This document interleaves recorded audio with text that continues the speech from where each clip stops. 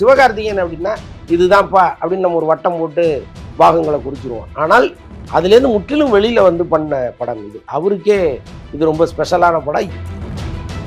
எங்கேயாவது பழைய சிவகார்த்திகேயன் எட்டி பார்த்துருவாரோன்னு நான் நினச்சப்பெல்லாம் எங்கேயுமே அவர் வந்துடக்கூடாதுங்கிறதுல கவனமாக இருந்தார். ஸோ அது வந்து ஒரு பக்கம் இயக்குனருக்கும் அது வெற்றி, ஒரு நடிகராக சிவகார்த்திகேயனுக்கும் பெரிய வெற்றி. விஜய் சேதுபதி கூட ஒரு அப் அண்ட் டவுன் இருந்துகிட்டே இருந்தது. சிவகார்த்திகேயனுடைய ஸ்கெட்ச் வந்து ரொம்ப கரெக்டாக இருக்குது. நான் இந்த படத்தில் விட்ட பணத்தை நான் அடுத்த படத்தில் வாங்கிக்கிறேன் அப்படிங்கிற அந்த பக்குவம் இருக்குல்ல, இன்னைக்கு பல நடிகர்கள்ட்ட கிடையாது. நான் சொன்னேன் சார் இது மாதிரி அஜித் விஜய், சிம்பு தனுஷ், சிவகார்த்திகேயன் விஜய் சேதுபதியா வருமா அதுன்னு கேட்டேன். அப்படியா சொல்கிறீங்க? பேசும்போது தனுஷ் கேட்டு ரொம்ப நக்கலாக சிரிச்சார். நல்ல படம் எடுக்கிற இயக்குனர் பேசவே மாட்டேன். என் படம் அப்படி இருக்கு இப்படி இருக்கு புரட்டி போட்டுச்சுன்னு யாரெல்லாம் பேசுறாங்களோ அந்த படம்லாம் உப்புமாவா தான். 4 பக்கம் லாரியை நிறுத்திட்டு நடுவில் ஹார்ன் அடிச்சுட்டே இருக்கான்னு வைங்க, உங்களுக்கு என்ன பண்ணும்? ரொம்ப சாதுவாக இருந்தால் கூட ஒரு அரகல் எடுத்து கண்ணாடியை உடைக்கலாமான்னு நினைப்போம். கண்ணாபின்னு வாய்க்கு வந்ததெல்லாம் பேசியிருக்காங்க. அதை கேட்கும் போதே நமக்கு ரொம்ப அருவருப்பாக இருக்குது. ஒரு 2 கையிலையும் அப்படி ஆஸ்கார் விருதை வாங்கிட்டு இந்தியாவுக்கே பெருமை சேர்த்த ஒரு மகா கலைஞனுக்கு நாம கொடுக்குற மரியாதை இதுதானா? ரஹ்மானோட இந்த அறிக்கை பார்க்குறப்ப அவர் இன்னும் அந்த உறவை வந்து ஹோல்ட் பண்ணணும்னு நினைக்கிறாரு அப்படின்ற மாதிரி ஏதோ ஒன்று. ஆமா, 30 வருஷத்தை நிறைவு செஞ்சணும்னு நினைச்சேன்னு சொல்றாரு. அப்போ வந்து அவரு இந்த இந்த விலகல் அவர் விரும்பலன்னு தானே. இது நிஜமா ஏஆர் ரஹ்மானுக்கு நாம கொடுக்குற மரியாதை இது பற்றி ரொம்ப பேசாம இருக்கிறது அல்லது உண்மையை பேசுவது?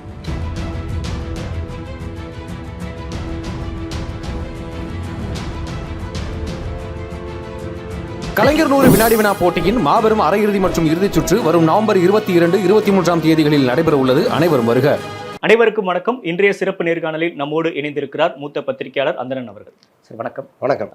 இப்போ ரீசெண்டாக எல்லாரும் பேசிட்டு இருக்க விஷயம் தான் ஏஆர் ரஹ்மான், சாய்ரா பானு அவங்களுடைய பிரிவு. எங்களுடைய பர்சனல் லைஃபுக்கு கொஞ்சம் இடம் கொடுங்க, ஊடகங்கள் நிறைய விவாதங்கள்லாம் கிளப்ப வேணாம், யூகங்களை கிளப்ப வேணாம் அப்படின்னு சொல்லியிருக்காங்க. ஸோ அதுக்கெல்லாம் உட்பட்டு மீடியாவோட அறத்துக்கு உட்பட்டே நம்ம பேசுவோம். இந்த விவகாரம் திடீர்னு வந்த ஒரு நியூஸா சார், இல்லை இது முன்னாடி ஆரம்பத்திலிருந்தே இது மாதிரி அவங்க உறவுக்குள்ள ஏதோ சிக்கல் இருக்குது அப்படின்ற மாதிரியான செய்திகள் அடிபட்டுச்சா? இல்லை, நீண்ட காலமாக அவங்களுக்குள்ள ஒரு பிரச்சனை இருக்குது. ஆக்சுவலாக என்னென்னா, அவர் குடும்பத்திற்காக அதிக நேரம் செலவிடப்படுவதில்லைங்கிறது தான் முதல் பிரச்சனையாக இருந்தது. அதற்கப்புறம் எப்போவுமே வந்து வீட்டுக்கு வர்ற புதிதாக வர்ற மருமகள் மாமியாரோடு கொஞ்சம் இணக்கமாக ஆகிறதுக்கு காலங்கள் எடுக்கும். ஸோ அங்கே ஒரு பிரச்சனை ஸ்டார்ட் ஆகும்போது அவர் என்ன ஸ்டாண்ட் எடுத்தாருங்கிறது ஒன்று இருக்குது. ஸோ அந்த மாதிரி ஒரு சின்ன சின்ன பிரச்சனைகள் இருந்துகிட்டு இருந்துச்சு அவங்களுக்கு. அது வந்து ஒரேடியாக டைவர்ஸ் அளவுக்கு போகிறதுக்கான வாய்ப்புகள் இல்லை.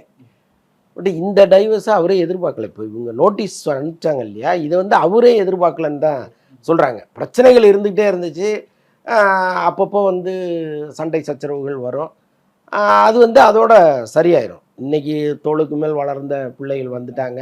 எல்லாருமே வந்து ஒரு முக்கியமான இடத்துல இருக்காங்க. இப்போ இசைத்துறையில் மகள் வந்துட்டாங்க, மகன் வந்துட்டார், பெரிய பொண்ணு கல்யாணம் பண்ணி கொடுத்துட்டாங்க. ஸோ இப்படிப்பட்ட சுச்சுவேஷனில் அவர் வந்து இங்கே ரெட் ஹில்ஸில் ஒரு பெரிய ஸ்டுடியோ ஒன்று ஹாலிவுட் தரத்துக்கு உருவாக்கி ஸோ அதற்கான வேலைகளில் இருக்கார். இன்னொரு பக்கம் வந்து நடுவில் ஒரு சின்ன தொய்வு இருந்துச்சு. அவருடைய இசை பயணத்தில் ஒரு சின்ன தொய்வு இருந்துச்சு. அதுக்கப்புறம் இந்தி படங்களில் பெருசாக கவனம் செலுத்தாமல் தமிழுக்கு வந்தார். இங்கே நிறைய படங்கள் பண்ண ஆரம்பித்தார். இப்போ மீண்டும் வந்து ஒரு பரபரப்பான இசையமைப்பாளராக மாறிட்டார். ஸோ இந்த சுச்சுவேஷனில் அவர் அவங்களோட தொடர்பு கொள்வது, பேசுவது, இது எல்லாமே ஒரு பெரிய இடைவெளி வந்திருக்கு. ஸோ இது எல்லாமா சேர்ந்து வந்த பிரச்சனை தான். ஆனால் இன்றைக்கி சோஷியல் மீடியாவில் கண்ணாபின்னு வாய்க்கு வந்ததெல்லாம் பேசியிருக்காங்க. அதை கேட்கும்போதே நமக்கு ரொம்ப அருவருப்பாக இருக்குது. ஒரு 2 கையிலையும் அப்படி ஆஸ்கார் விருதை வாங்கிட்டு இந்தியாவுக்கே பெருமை சேர்த்த ஒரு மகா கலைஞனுக்கு நாம் கொடுக்குற மரியாதை இதுதானா அப்படிங்கிற அளவுக்கு இருக்குது அவங்க சொல்கிறதெல்லாம் கேட்கும் பொழுது. அதுதான் நமக்கும் வந்து இதுக்கு முன்னாடி இது மாதிரி யாரும் பேசலையா, யாரையும் பேசலையாங்கிறது வேற. அதாவது அதற்கான தராதரம்னு ஒன்று இருக்கு இல்லையா, இவர் எங்கே இருக்கார், பேசிக்கலாக இவருடைய குவாலிட்டி என்னங்கிறது ஒன்று இருக்குல்ல. இப்போ நல்லா விசாரிச்சிங்கன்னா தெரியும், அவர் வந்து யாரோடும் பிரச்சனை இல்லாத சொல்லுவாங்க. தன் வேலை உண்டு. இன்னொரு காசிப்பே அவர் கேட்டதே கிடையாது. இப்போ அவர் ஸ்டுடியோவுக்கு போய் டைரக்டர்கள் இருப்பாங்க, பாடலாசிரியர்கள் இருப்பாங்க, அப்படியே கம்போசிங் நடக்கும் பொழுது எந்நேரமும் வேலையை பார்த்துட்டு இருக்க முடியாது இல்லை. அவுட் ஆஃப் சினிமா அவங்க போகிறாங்கல்ல, அப்போ கூட வேலையை பார்ப்போம்னு வரேன். அது எதுக்கு, நம்ம வேலையை நம்ம பார்ப்போம் அப்படின்ட்டு வரேன். யாருடைய காசிப்பும் அவர் காதுக்குள்ளே போகவே போகாது. ஸோ அப்படிப்பட்ட ஒரு மனிதராக இருந்திருக்கிறார். ப்ரைவேட் லைஃப்லையும் ரொம்ப க்ளீனாக இருந்த ஒருத்தர் அவர்.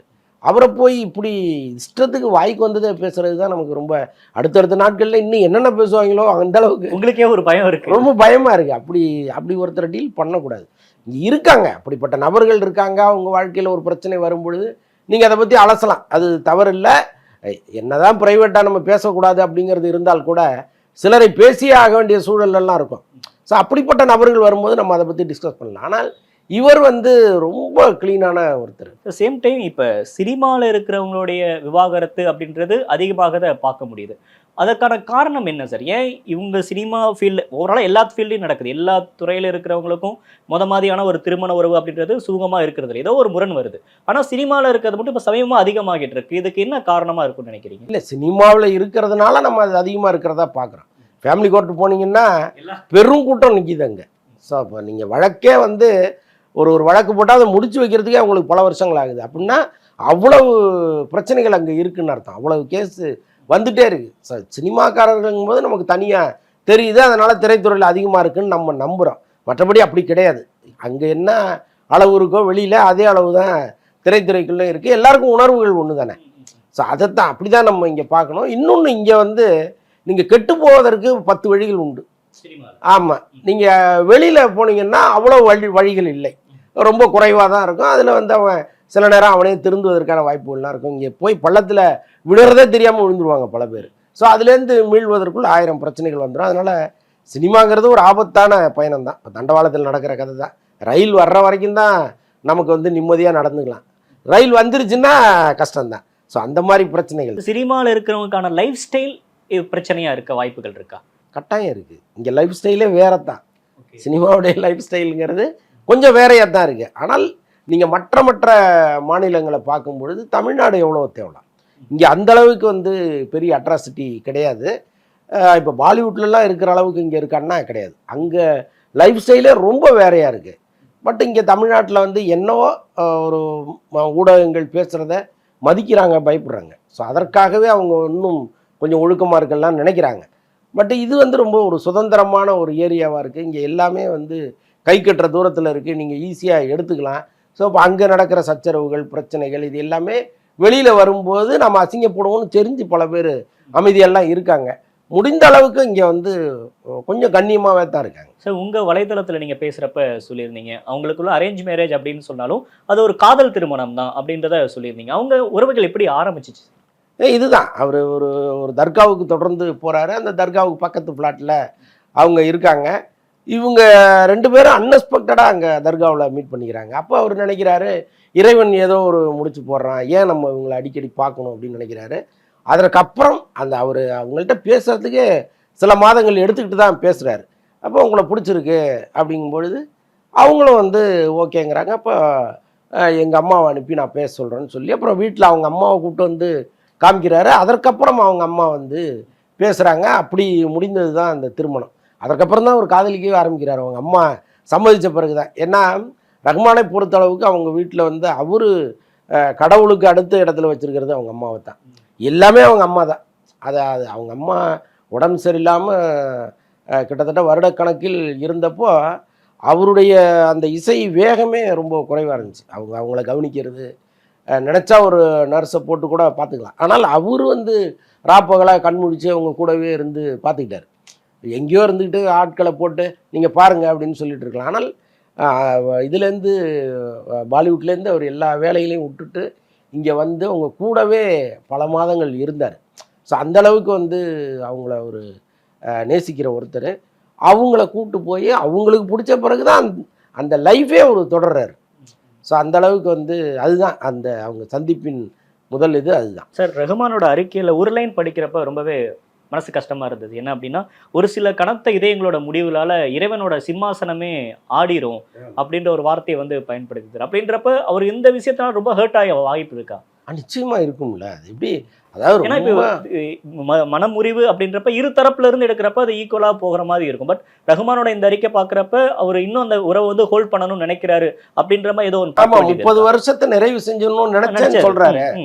அப்போ அவர் இந்த விலகலை அவர் விரும்பலன்னு தானே அர்த்தம். பட் அவங்க அதை முந்திக்கிட்டாங்க. அதுக்கு பல காரணங்கள் சொல்லப்படுது. முக்கியமாக இப்போ இங்கே வெளியில் பேசுகிற மாதிரி எந்த காரணமும் கிடையாது. குடும்பத்தில் அந்த உறவுகளுக்குள்ளே இருக்கிற சிக்கல் தான். அவர் தங்கச்சிகளை ரொம்ப நேசிக்கிற ஒருத்தர். அவர் தங்கச்சிகளுக்காக மனைவியோட ஒரு முரண்பட்டு நிற்கிறது, இப்போ அவங்க சொல்கிறத கேட்காத போகிறது. ஸோ இந்த மாதிரி சூழல்கள்லாம் இருந்திருக்கு. ஸோ இதெல்லாம் சேர்ந்த பிரச்சனை தான். சேம் டைம் இன்னொரு பக்கம் சமூக வலைதளங்களில் அதிகமான விமர்சனம் வந்துச்சு. பட் அதற்கு அவங்களோட வழக்கறிஞர் ஒரு சரியான விளக்கம் கொடுத்துட்டாங்க. பட் இருந்தாலும் உங்ககிட்ட அதை கேட்குறது சரியா இருக்கும்னு நினைக்கிறேன். ரகுமானோட ஹிட்டாரிஸ்ட் வந்து அவங்க ஹஸ்பண்ட் வந்து பிரிஞ்சுட்டாங்க, அதுக்கு இதுக்கும் ஏதோ தொடர்பா அப்படின்ற மாதிரியான வியூகங்களும் பரப்பப்படுது. உங்களுடைய பார்வை என்ன சார்? அது ரொம்ப ரொம்ப முட்டாள்தனமான ஒரு வாதமாக இருக்குது. அது அவங்க தனிப்பட்ட லைஃபு, இது இவர் தனிப்பட்ட லைஃப். அதை தான் நான் சொல்கிறேனே, ரொம்ப ஒழுக்கம் முக்கியம்னு நினைக்கிறவர். ஏஆர் ரஹ்மான் வந்து ரொம்ப ஒழுக்கத்தை பார்க்குறவர். ரொம்ப சர்ச்சைக்குரிய மனிதர்களை அவர் வந்து அதற்கு முன்பு பழகியிருந்தால் கூட அவர் ஒரு சர்ச்சைக்குரிய விஷயத்தில் சிக்கிறார். முக்கியமாக இந்த மாதிரி விஷயங்களில் சிக்கிறாரு அப்படின்னா அவர்களோடு தொடர்பையே துண்டிக்கக்கூடிய ஒரு நபராக இருக்கார் அவர். சில உதாரணங்களை நம்ம பேரை சொல்லலாம், பட் இந்த நேரத்தில் அது வேண்டான்னு நான் நினைக்கிறேன். அதற்கப்புறம் அந்த தொடர்பையே அவர் துண்டிச்சிருக்கிறார். அந்த மாதிரி திரைத்துறையை சார்ந்த பல பேரை அவர் வந்து தள்ளி வச்சு. இப்போ இந்த விவகாரம் அப்புறம் பொதுவாக பார்க்குறப்ப நீங்கள் ஆரம்பத்திலேயே சொல்லியிருந்தீங்க, சினிமா செலிபிரிட்டியோட லைஃப்னா ஈஸியாக அவங்க பார்க்குறாங்க, மக்கள் வந்து அதில் கனெக்ட் ஆகுறாங்க, இதில் எமோஷ்னலாக நிறைய பேர் வந்து கருத்துக்களை பதிவிட்டுறாங்கல்ல, இதை நீங்கள் அவங்களுக்குலாம் என்ன சொல்ல விரும்புறீங்க? இது நிஜமாக ஏஆர் ரஹ்மானுக்கு நாம் கொடுக்குற மரியாதை இது பற்றி ரொம்ப பேசாமல் இருக்கிறது அல்லது உண்மையை பேசுவது, வாய்க்கு வந்ததை பேசுறதுங்கிறது வந்து ஏற்றுக்கொள்ள முடியாத ஒரு நிச்சயமாக அது ஒரு வேதனைக்குரிய விஷயந்தான். நமக்கு அவருக்கும் பெரிய சம்பந்தம் கிடையாது. நம்ம மூன்றாவது மனிதராக பார்க்கும்பொழுதே நமக்கு இவ்வளோ கோபம் வரும்பொழுது அவர் அங்கே அதை எப்படி எதிர்கொள்வாருங்கிறது தான் நமக்கு ரொம்ப கஷ்டமாக இருக்குது. பேசுவதற்கு ஆட்கள் இருக்காங்க, அதில் வந்து நான் மறுக்கவே மாட்டேன். இங்கே வந்து நிறைய மோசமானவர்கள்லாம் இங்கே இருக்காங்க. அவங்களுக்கு ஒரு பிரச்சனை வரும்பொழுது பேசுங்க, ஏன்னா அதை பேசினாதான் மற்றவர்கள் திருந்துவார்கள். ஆனால் இந்த விஷயத்தை பொறுத்தளவுக்கு ஏஆர் ரஹ்மான் ரொம்ப கிளீனான ஒருத்தர். சார், இன்னொரு பக்கம் ஒரு படம் வந்து அடுத்த கட்டத்துக்கு போகிறதுக்கும் அடுத்த கட்டம் போகாமல் அப்படியே ஸ்டெக்கான் ஆகி நிற்கிறதுக்கும் ரீசன் வந்து FDFSோட ரிவ்யூ தான். இது வந்து கொடுக்கக்கூடாது அப்படின்னு திரைப்பட உரிமையாளர் சங்கம் எல்லாம் இது பண்ணியிருக்காங்க. திருப்பூர் சுப்பிரமணியம்லாம் லெட்டர் எழுதியிருக்காரு. இந்த விஷயத்தை நீங்கள் எப்படி அட்ரஸ் பண்ணுறீங்க? உண்மையுமே யூடியூப் சேனல்ஸ் ரொம்ப விதிமுறைகளை மீறி அவங்க மாதிரி ரிவ்யூஸ் எடுக்கிறாங்க. இல்லை, உண்மைதான். ஆக்சுவலாக இது தடுக்க முடியாது. இப்போ அவங்க சொல்கிறாங்க தியேட்டர் வளாகத்துக்குள்ளே எடுக்கிறத அனுமதிக்கக்கூடாது அப்படின்னு. இப்போ பல தியேட்டர்களுக்கு அவங்களே ஃபோன் பண்ணி பேசிகிட்டு இருக்காங்க. யாரெல்லாம் FDFSக்கு அலோவ் பண்ணுறாங்களோ அந்தந்த தியேட்டர்களுக்கு நடப்பு தயாரிப்பாளர் சங்கத்திலேருந்தே ஃபோன் பண்ணுறாங்க. ஃபோன் பண்ணி நீங்கள் இனிமேல் வந்து யாரையும் உள்ளே அனுமதிக்காதீங்க அப்படின்னு சொல்லிகிட்டு இருக்காங்க. நான் என்ன சொல்கிறேன், அந்த காம்பவுண்டுக்கு வெளியில் நின்று எடுத்தால் யார் தடுக்க முடியாது? அதை எடுக்கணும்னு நினைக்கிறவங்க எடுத்துருவாங்க, பேசணும்னு நினைக்கிறவங்க பேசிடுவாங்க. இதை நீங்கள் வந்து தடுக்கவே முடியாது. நீங்கள் ஆனால் இதுக்கு ஒரு வகையில் இவங்க காரணமாக இருக்காங்க. இப்படி ஒரு முறை வந்ததுக்கு காரணமே தயாரிப்பாளர்கள் தான். இப்போ படங்கள் தியேட்டரில் ஓடுது, அங்கே யூடியூப் சேனல் போய் எப்படி நின்றுச்சுன்னா முதன்முறையாக அதை உருவாக்குனது இங்கே உள்ளவங்க தான். இவங்களே ஒரு 50 பேரை கொண்டு போய் தியேட்டரில் நிற்க வச்சு வெளியில் வர்றவங்கள்ட்ட படம் சூப்பர் ஆகா ஓகோன்னு சொல்ல வச்சாங்க. ஒரு கட்டத்தில் உண்மையான ஆட்கள் வந்து சொல்லும் பொழுது ஒரிஜினல் ரிசல்ட்டு வெளியில் வந்துடுது. ஆனால் அதற்கு ஒரு கட்டுப்பாடு இருக்குது. ரொம்ப தரந்தாழ்ந்த வகையில் பேசும் பொழுது தான் இவங்களும் பொங்குறாங்க. இது வரைக்கும் நிறையா வந்திருக்கு, FDFSங்கிறது நிறையா வந்திருக்கு. அப்போல்லாம் வந்து தயாரிப்பாளர் சங்கமோ அல்லது மற்றவர்களோ வந்து தடுக்கணும்னு போனதில்லை. ஆனால் இந்த படத்துக்கு ஏன் வருது அப்படின்னா, எங்கே அவன் கையில் கிடச்சா கொன்றுவேன், புரட்டி போட்டுருவேன் அப்படின்லாம் பேசுகிறது இருக்குல்ல. நீங்கள் படத்தை விமர்சனம் பண்ணலாம், படம் எடுத்தவரை நான் வெட்டிடுவேன் குத்திடுவேன்னு சொல்கிறதுங்கிறது எப்படி நம்ம ஏற்றுக்க முடியும்? ஸோ அதுதான் அவங்களுக்கு ரொம்ப கோபம் வந்து இதை முதல்ல தடை பண்ணுற வேலையை நம்ம பார்க்கணுன்னு இறங்கியிருக்காங்க. பட் இது எந்த அளவுக்கு சாத்தியம்னு தெரியல. பட் அவங்க கோபம் நியாயமானது, அதை நம்ம மறுக்க முடியும். இந்த இடத்துல ஒரு கிளாரிட்டி கொடுங்களேன். இப்போ 2 விஷயம் சார். ஒன்று, ஒரு படம் இப்போ எக்ஸாம்பிள் போகுமிடம் வெகும் தூரமில்லை அப்படின்னு ஒரு படம் வந்துச்சு. அந்த படம் தேட்டரில் வந்தப்போ யாருக்கும் தெரியல. ஆனால் உங்களை மாதிரியான ஆட்கள் தொடர்ந்து அதை பற்றி பேசுகிறீங்க, மக்கள் கொண்டு போய் சேர்க்குறப்ப அந்த படம் அதிக அளவில் போய் சேருது. இன்னொரு பக்கம் இந்தியன் 2 மாதிரி படம், கங்குவ மாதிரியான படங்கள் அந்த அளவுக்கான மக்களை வந்து சாட்டிஸ்ஃபைட் பண்ணலை அப்படின்றதையும் நீங்கள் பதிவு செய்கிறீங்க. ஆனால் இது எல்லாத்துக்கும் மாறாக இப்போ பப்ளிக்கிட்ட போய் ரிவ்யூ எடுக்கிறதுக்குல சார், அதில் ஒரு எல்லை மீறல் இருக்கிறதா பார்க்குறீங்களா? எல்லை மீறல் இருக்குது. இப்போ பல நீங்கள் பண்ணுறதுக்கு அவங்க பண்ணுற வித்தியாசம் இருக்குல்ல? இல்லை, நம்ம தொடர்ந்து இந்த ஃபீல்டில் இருக்கோம், எல்லாரையும் பார்க்குறோம், ஒரு தரம் இருக்குது. இதை தாண்டி நம்ம பேசக்கூடாதுங்கிற ஒரு எத்திக்ஸ் இருக்குது. பட் அவங்களுக்கு அது கிடையாது. இல்லை, யார் வேணாலும் உள்ளே வரலாம். ஒரு ஆட்டோ ஓட்டுறவர் வருவார், இன்னும் ஒரு கள்ளச்சாராயம் காய்ச்சறவங்க கூட உள்ளே வரான்னு வைங்களேன். அவன் கருத்தை சொல்கிறதுக்கு அவனுக்கு உரிமை இருக்குல்ல. அப்போ அவன் என்ன ஸ்லாங்கில் சொல்கிறாங்கிறது ரொம்ப முக்கியமாக இருக்குது. இன்னொன்று இந்த யூடியூப் சேனல்ஸ் என்ன பண்ணுறாங்கன்னா, யார் வந்து இந்த மாதிரி பெக்கூலியராக ரிவ்யூ பண்ணுறாங்களோ அவங்க அட்ரஸை வாங்கி வச்சுட்டு அதுக்கப்புறம் தேடி போக ஆரம்பிச்சிடுறாங்க. நாங்கள் இது மாதிரி தியேட்டருக்கு வரோம், நீங்கள் கிளம்பி வாங்க, டிக்கெட்டை நாங்கள் எடுத்து தரோம் அப்படின்னு சொல்லி வர வைக்கிறாங்க. ஸோ அவங்க வந்தோடனே முதல் ஆளாக கேட்குறாங்க. அப்போ அவங்க வந்து நாம் ஒரு ஃபேமஸ் ஆகிட்டோம், நம்ம தொடர்ந்து இந்த மாதிரி பேசுனா ஒரு இடத்துக்கு வந்துடலான்னு அவங்க சில வார்த்தைகளை போடுறாங்க. அது எல்லாமே சேர்ந்து அந்த படத்தை பலி வாங்கிடுது. ஸோ இந்த நேரத்திலேயாவது இவங்க முடிச்சுக்கிட்டாங்களேன்னு நமக்கு இருக்குது. பட் ஒரேடியாக இந்த கட்டுப்பாட்டை எல்லார் மீதும் நீங்கள் செலுத்துனீங்கன்னா அது இவங்களுக்கே கஷ்டமாக மாறும். ஏன்னா இப்போ பெரிய படங்களை விட்டுருங்க, கூட்டம் வந்துடும். சின்ன படங்களுக்கும் இதே கூட்டம் போய் நிற்கிது. இதே யூடியூப்பில் ஒரு 20 பேர் போய் நிற்கிறாங்க. தியேட்டர்லேருந்து வெளியில் வர்றவங்கள்ட்ட பேசுகிறாங்க. நல்ல படமாக இருக்கிற பட்சத்தில் அது ஓட ஆரம்பிக்குது. அப்போ நீங்கள் அதை இழக்கிறீங்கல்ல. இப்போ நந்தன் மாதிரியான படங்கள் அப்படி தானே போய் சேர்த்தோம். அதை தான் சொல்கிறேன் நான். அப்போ நீங்கள் வந்து ஒரு பெரிய ஸ்டார் நடிகர்களை விட்டுருங்க, அடுத்த கட்ட நடிகர்கள் வளரணும், அவங்க படங்கள் ஓடணும்னா இவங்களுடைய உதவி இல்லாமல் அது நடக்காது. ஸோ அப்படி இருக்கும்போது ஒரே அடியாக ஒரே ஸ்கேலில் நீங்கள் ஒரு தண்டனைன்னு போனீங்கன்னா கஷ்டம் தயாரிப்பாளர்களுக்கும் இருக்குது. சார், கங்குவா பற்றின விமர்சனங்கள் ஒரு எல்லை மீறி நடந்துருச்சா? அந்த படம் நல்லா இருக்கு, நல்லா இல்லை, அதோட நம்ம நிறுத்திக்கணும்ல. அதை தாண்டி சூர்யாவோட உருவத்தை கேலி பண்ணுறது, இது மாதிரி ரொம்ப விமர்சனங்கள் ரொம்ப தரம் தாழ்ந்து போனதை நீங்கள் எப்படி பார்க்குறீங்க? இல்லை, இதில் வந்துங்க இப்போ ஆப்போசிட் ரசிகர்கள் இருக்காங்க இல்லையா. இப்போ சூர்யாவை பிடிக்காத வேறொரு நடிகருடைய ரசிகர் இங்கே இருப்பார்ல. இப்போ அவர் வந்து அதை ஒரு அசைன்மெண்ட்டாகவே பண்ணுறாரு. அப்புறம் நீங்கள் சோசியல் மீடியாவில் பார்த்தீங்கன்னா இப்போது அவர் என்னைக்கோ சொன்ன கருத்து, ஒன்றிய அரசுக்கு எதிராக ஒரு கருத்து சொல்லியிருப்பார். அப்போது அவங்க இறங்கி வர்றாங்க, நீ அன்னைக்கு சொன்னல பொண்ணை இன்றைக்கி விட மாட்டேன்னு வர்றாங்க. ஸோ இதெல்லாம் சேர்ந்து யாரோ ஒருத்தர் ஆரம்பித்து வைக்கிறாங்க, அதை ஃபாலோ பண்ணிவிட்டு ஒரு கூட்டம் போகுது. இது எப்படி தடுக்கிறதுன்னு தெரியல, ரொம்ப கஷ்டம் தடுக்கிறது. ஸோ சேம் டைம் இன்னொரு பக்கம் வந்து ஒரு தனி மனித மீறல் இருக்குது, சூர்யாவை டார்கெட் பண்ணுறாங்க அப்படின்னு ஜோதிகா ஒரு அறிக்கை கொடுத்துருக்காங்க. இந்த அறிக்கைகளை நீங்கள் எப்படி? இல்லைங்க, டார்கெட் பண்ணுறது இல்லைன்னு நம்ம சொல்ல முடியாது, பண்ணுறாங்க. அது எத்தனை பர்சன்டேஜ்னு ஒன்று இருக்குது. பிஎம்கே அவங்க சைட்லேருந்து ஒரு எதிரான ஒரு கருத்தை வெளியிடுறாங்கன்னே வைங்க, எத்தனை சதவீதம் பேர் அதை வெளியிடுறாங்க அது ஒன்று இருக்குல்ல. ரொம்ப ரொம்ப அது சின்ன மினிமமாக அவ்வளோதான், ரொம்ப குவான்டிட்டி கம்மி. அதே மாதிரி நீங்கள் பிஜேபி ஆட்கள்னு பார்த்தீங்கன்னா அவங்க கட்சியிலே கம்மியாக தான் இருக்காங்க. அதில் ஒரு கூட்டம் வந்து சூர்யாவுக்கு எதிராக இருக்குங்கிறத எப்படி நம்ம ஒத்துக்க முடியும்? அதுவும் கொஞ்சம் கம்மியாக தான் இருக்குது. அப்போ இதெல்லாம் வந்து சும்மா அப்படி லெஃப்ட் ஹேண்டில் தள்ளிட்டு போகிற விஷயம். படம் நீங்கள் சரியாக எடுத்திருக்கீங்களாங்கிற ஒரு சுய பரிசோதனைக்கு முதல்ல வரணும். இந்த படத்தை முட்டு கொடுப்பதுங்கிறது அது அவங்களுக்கே அவங்க செஞ்சுக்கிற அசிங்கம்தான். அதை விட்டுட்டு ரொம்ப ஓப்பனாக ஒரு தவறான படத்தில் நான் நடிச்சிட்டேன், உங்கள் மனசை புண்படுத்திட்டேன், இந்த படம் உங்களுக்கு பிடிக்காமல் போயிடுச்சு, அடுத்த படத்தில் நான் சரி பண்ணிக்கிறேன், இதை விட்டுருங்கன்ட்டு அவர் போயிருந்தாருன்னு வைங்களேன், மிகப்பெரிய மனுஷன் அவர் தான். அதுக்காகவே ஒரு கூட்டம் உள்ளே போய் பார்க்கும், அடாடா எப்பேற்பட்ட விஷயம் அது, அவரே வந்து ஒத்துக்கிட்டாரு, இதுக்காகவாவது நம்ம படம் பார்க்க போகணும்னு ஒரு கூட்டம் உள்ளே போகும்.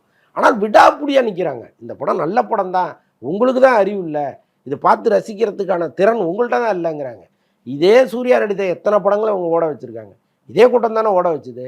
அப்போ அன்னைக்கு எங்கே போச்சு அவங்களுக்கு, இன்றைக்கி எங்கே இந்த அறிவு இல்லாமல் போச்சு. ஸோ அதனால் நம்ம தவறான ஒரு படம் எடுத்துட்டோங்கிற ஒரு முடிவை முதல்ல அந்த இடத்துக்கு அவங்க வரணும், அது வரமாட்டாங்க. அந்த 30 நிமிஷம் படத்தை டெலிட் பண்ணதுக்கப்புறம் இப்போ ஓரளவுக்கு சாட்டிஸ்ஃபைடான படமாக இருக்கா? இல்லையே, எப்பயும் அந்த சவுண்டு ஒன்றுமே பட்ட முடியல. அது அந்த சவுண்டு தான் பெரிய பிரச்சனையாக இருக்குது. இப்போ வெளியில் வந்து இதுக்கு முன்னாடி பல பேர் பல கருத்துக்களை சொல்லியிருக்காங்க, படத்துக்கு எதிராக பல கருத்துக்களை சொல்லியிருக்காங்க, அது நாகரிகமான முறையில் இருந்திருக்கு, கொஞ்சம் எல்லை மீறி போயிருக்கு. ஆனால் இந்த படத்துக்கு இவ்வளோ கோபம் ஏன் வந்துச்சு அப்படின்னா இந்த சவுண்டு தான் காரணம். இடைவிடாத சத்தம், ஒருத்தன் வந்து 4 பக்கம் லாரியை நிறுத்திட்டு நடுவில் ஹார்ன் அடிச்சுட்டே இருக்கான்னு வைங்க, உங்களுக்கு என்ன பண்ணும்? ரொம்ப சாதுவாக இருந்தால் கூட ஒரு அரகல் எடுத்து கண்ணாடியை உடைக்கலாமான்னு நினைப்பான். அந்த மாதிரி ஒரு சுச்சுவேஷனை ரசிகர்களுக்கு ஏற்படுத்தினது இந்த படம், அந்த சத்தம். அதுக்கப்புறம் தான் விமர்சனம் எல்லாமே. அந்த ஆத்திரத்தோடு வெளியில் வர்றவன் வாய்க்கு வந்ததை பேசிட்டான். அதை முதல்ல இவங்க உணரணும். இன்னமும் இந்த படத்தை முட்டு கொடுக்கறதுங்கிறது வந்து ஏற்றுக்கொள்ள முடியாத விஷயம். ப்ரொமோஷன்ஸ் அதிகமாக கொடுக்கறது, அல்லது ப்ரொமோஷனில் பயன்படுத்தக்கூடிய வார்த்தைகள் பெரிய சிக்கலாகவே படம் முடிஞ்சதுக்கப்புறம் ஆயிருதா? கொஞ்சம் கவனமாக பேசணும். ரொம்ப இது வரைக்கும் தமிழ் சினிமாவில் இப்படி ஒரு படம் வந்ததே கிடையாது, இன்னொரு பாகுபலி, இது பாகுபலியை மிஞ்சிரும், இப்படிலாம் அவங்க பேசும்பொழுது பெரிய எக்ஸ்பெக்டேஷனோடு அவன் வருவான். அவனுக்கு எதிர்பார்ப்புங்கிறது பயங்கரமாக இருக்கும். அதில் ஒரு 5% குறைஞ்சா கூட டென்ஷன் ஆயிடுவான்.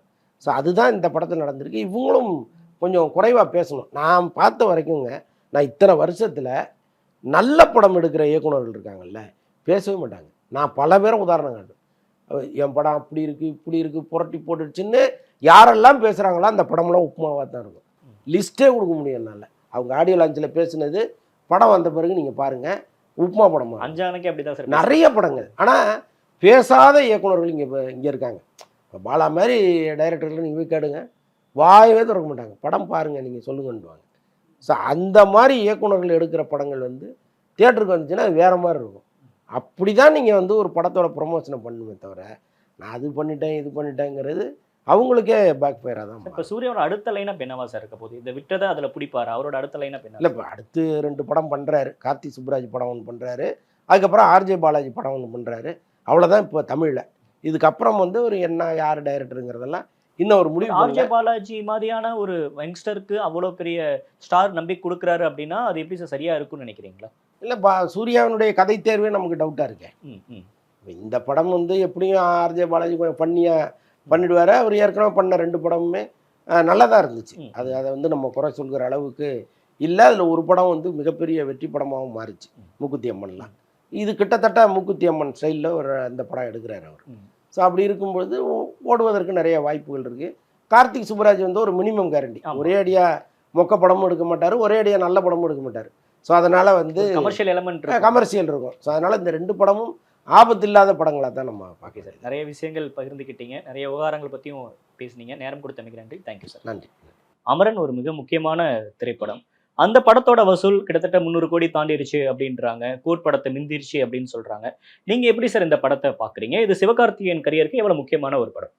ரொம்ப ரொம்ப முக்கியமான படம். என்ன காரணம் அப்படின்னா, இதுவரைக்கும் சிவகார்த்திகேயன் நடித்த படங்கள்லாம் பார்த்தீங்கன்னா ஒரு ஃபார்முலாவுக்குள்ள அடங்கின படமா இருக்கும்.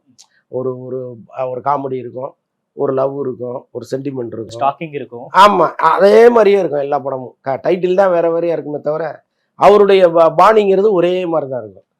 சில படங்கள் ட்ரை பண்ணியிருக்காரு. இப்போ ரெமோ மாதிரி படங்கள்லாம் கொஞ்சம் முயற்சி பண்ணியிருக்காரு. கமல் எப்படி அவை சண்முகி பண்ணாரோ அந்த மாதிரிலாம் கொஞ்சம் ட்ரை பண்ணியிருக்காரு. பட் சிவகார்த்திகேயன் அப்படின்னா இதுதான்ப்பா அப்படின்னு நம்ம ஒரு வட்டம் போட்டு பாகங்களை குறிச்சிருவோம். ஆனால் அதுலேருந்து முற்றிலும் வெளியில் வந்து பண்ண படம் இது. அவருக்கே இது ரொம்ப ஸ்பெஷலான படம். எங்கேயாவது பழைய சிவகார்த்திகேயன் எட்டி பார்த்துருவாரோன்னு நான் நினச்சப்பெல்லாம் எங்கேயுமே அவர் வந்துடக்கூடாதுங்கிறதெல்லாம் கவனமாக இருந்தார் அவர். ஸோ அது வந்து ஒரு பக்கம் இயக்குனருக்கும் அது வெற்றி, ஒரு நடிகராக சிவகார்த்திகேயனுக்கும் பெரிய வெற்றி. இந்த படம் வெளியில் வருவதற்கு முன்னாடி ராஜ்கமல் நிறுவனத்துக்கே ஒரு டவுட் இருந்துச்சு. ஏன்னா ஒரு ரொம்ப பொய்ட்டிக்கான ஒரு கதையை எடுக்கிறோம், ஒரு பயோபிக் எடுக்கிறோம், சிவகார்த்திகேயனை வித்தியாசமாக காமிச்சிருக்கோம், இந்த கச்சா முச்சா காமெடியெல்லாம் இல்லை, இந்த படத்தை மக்கள் வந்து எப்படி அக்செப்ட் பண்ண போகிறாங்க அப்படிங்கிற ஒரு பயம் அவங்களுக்குள்ளே இருந்துச்சு. ஆனால் அந்த முதல் ஷோவே எல்லாரும் கொடுத்த ரியாக்ஷனுங்கிறது டோட்டலாக வேறையா மாறிச்சு. அதற்கப்புறம் சிவகார்த்திகேயன் கொண்டு போய், சிவகார்த்திகேயன் மட்டுமல்ல, இந்த படத்தில் நடித்த சாய் பல்லவியும் மிகப்பெரிய ஸ்கோர் பண்ணியிருக்காங்க.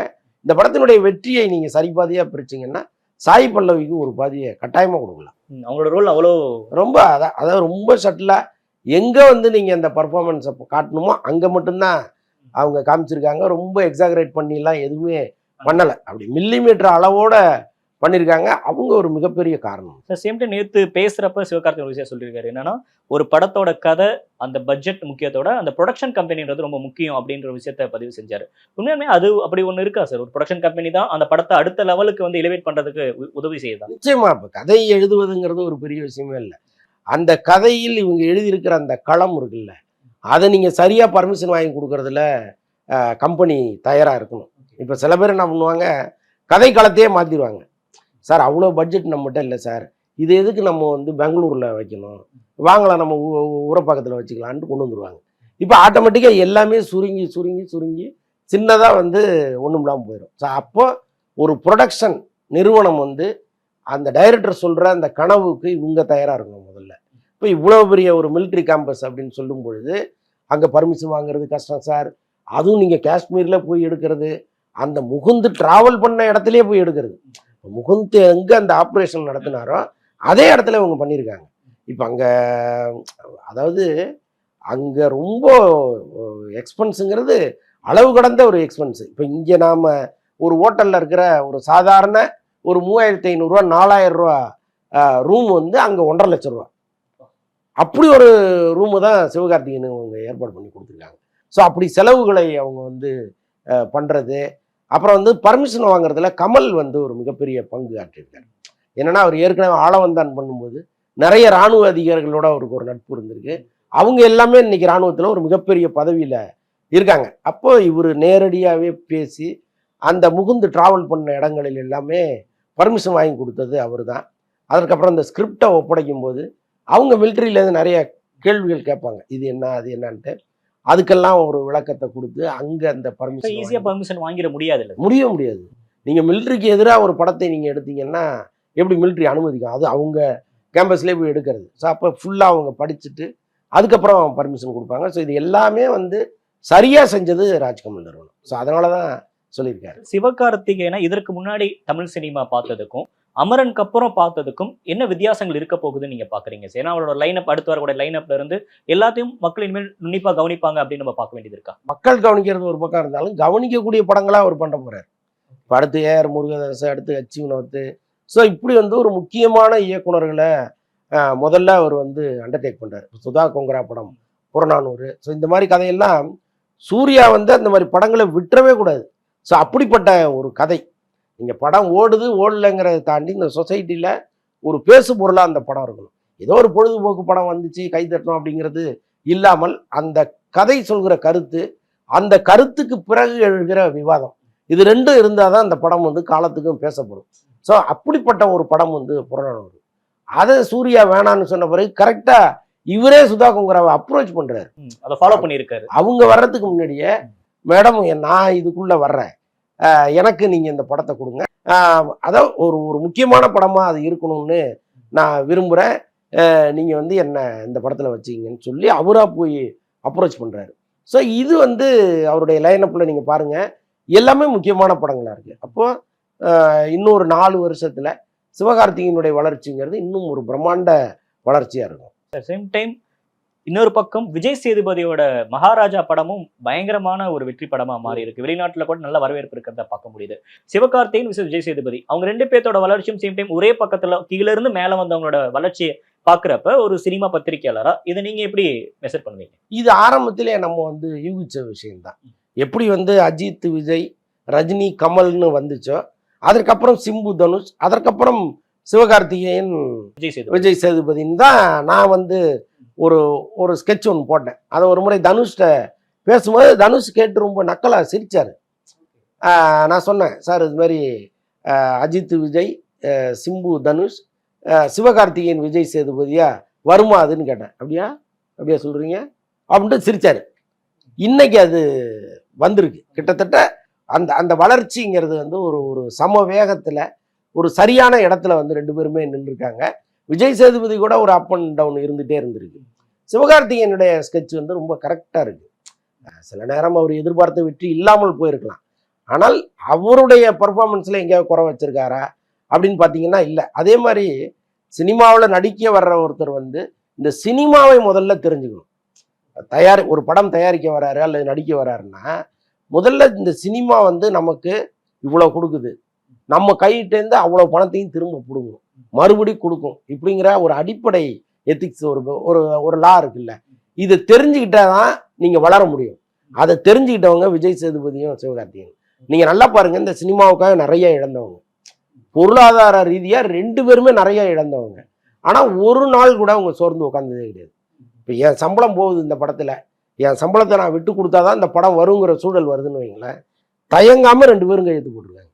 எடுத்துக்கங்க, படத்தை ரிலீஸ் பண்ணுங்க, நான் இந்த படத்தில் விட்ட பணத்தை நான் அடுத்த படத்தில் வாங்கிக்கிறேன் அப்படிங்கிற அந்த பக்குவம் இருக்குல்ல. இன்னைக்கு பல நடிகர்கள்ட்ட கிடையாது. சிம்பு மாதிரி ஆட்கள்கிட்டே கிடையாதுங்க. இந்த சினிமாவிலேயே பிறந்ததுலேருந்து அவர் சினிமாவை பார்க்குறாரு, அவர்கிட்டே கிடையாது. இந்த படத்தில் சம்பளம் பாக்கின்னா அந்த படம் வரக்கூடாதுன்னு நிற்பார் அவர். என் பாக்கியை செட்டில் பண்ணிட்டு படத்தை விடும்பார். ஆனால் சிவகார்த்திகேயன் அப்படி ஒரு நாளும் இருந்ததில்லை, விஜய் சேதுபதி இப்படி ஒரு நாளும் இருந்ததில்லை. இந்த ஸ்ட்ராட்டஜி தான் அவங்கள மேலே வளர்த்து கொண்டு வந்துகிட்டே இருக்கு. பிரமாதமான விஷயம் அது. சேம் டைம் இவரு கொட்டுக்காளின்றதை ப்ரொடியூஸ் பண்றாரு, அவரு போய் கடைசி விவசாயின்ற படத்துல நடிக்கிறாரு அப்படின்றப்ப மக்களுமே அதை ஏத்துக்குவாங்க, டிஃபரெண்டா முயற்சி பண்றாங்க அப்படின்ற மாதிரி. சார் சேம் டைம் இன்னொரு பக்கம் பாக்குறப்ப ஒரு பக்கம் அஜித் வந்து சொன்னதா சிவகார்த்திகேயன் சொல்லியிருந்தாரு, சிவகார்த்திகேயனோட வளர்ச்சி வந்து நிறைய பேருக்கு ஒரு இன்செக்யூரிட்டியை கொடுத்துருக்கு அப்படின்னு. உண்மையுமே அந்த அளவுக்கு ஒரு அபரிதமான வளர்ச்சி சிவகார்த்திகேயனோடது இருக்கா? இருக்கு, நிச்சயமா இருக்கு. அது அதான் இந்த நெப்போட்டிசம்னு சொல்ற மாதிரி ஒரு வளரும் போது அவரை ஒடுக்குவதற்கான முயற்சிகள்லாம் இங்கே நடக்கும். அதை ரொம்ப அனுபவித்தவர் சிவகார்த்திகேயன். விஜய் சேதுபதியை விட நிறைய அனுபவித்தவர் அவர் தான். அது ஆரம்ப காலத்தில் அவர் பல மேடைகளில் அழுததெல்லாம் நம்ம பார்த்தோம். ஸோ அப்படி ஒரு ஸ்ட்ரகிளில் தான் அவர் வந்தார். அப்படி இருக்கும் பொழுது இதை வந்து அஜித்தும் கவனிச்சுட்டே இருக்காருல்ல. ஏன்னா அவர் வரப்பையும் நல்ல ஸ்ட்ரகிள்ஸ் இருந்து இங்கே இருக்கிற எல்லாருமே அவர் கவனிச்சுட்டே இருக்காருல்ல. அப்போது அதில் வந்து கரெக்டாக சிவகார்த்திகேயனை அவர் சூஸ் பண்ணுறாரு. இவர் வந்து கரெக்டாக வளர்றாரு. அவர் சுற்றி இவ்வளவு பிரச்சனைகள் இருக்குது அப்படிங்கிறத அவர் கரெக்டாக புரிஞ்சுட்டு தான் அதை சொல்லியிருக்காரு. பட்டு அஜித் என்கிற நபர் வந்து இங்கே எல்லாருக்கும் பொதுவானவராக இருக்கார். இந்த இடத்துல அஜித் மீது ஒரு சின்ன ஒரு ஒரு ஒரு இப்படி அவர் சொல்லியிருக்கணுமா அப்படிங்கிற எண்ணம் வந்து மற்ற நடிகர் நடிகைகளுக்கே இங்கே இருக்குது. ஒரு சார்பான ஒரு நடிகர் பக்கத்தில் அவர் நின்றுட்டாரோ அப்படிங்கிற ஒரு எண்ணமெல்லாம் வந்திருக்கு. பட் அஜித்தை பொறுத்தளவுக்கு எல்லாத்தையும் கவனிச்சுட்டு அமைதியாக இருந்திருந்தா சரியாக இருந்திருக்கும். ஆனால் உங்கள் மீது ஒரு பொறாமை இருக்குது அப்படின்னு அவர் சொல்லும் பொழுது அவர் சிவகார்த்திகேயனுக்கு தேவையில்லாமல் சப்போர்ட் பண்ணுகிறாரோங்கிற விஷயமெல்லாம் இங்கே வெளியில் வந்துச்சு.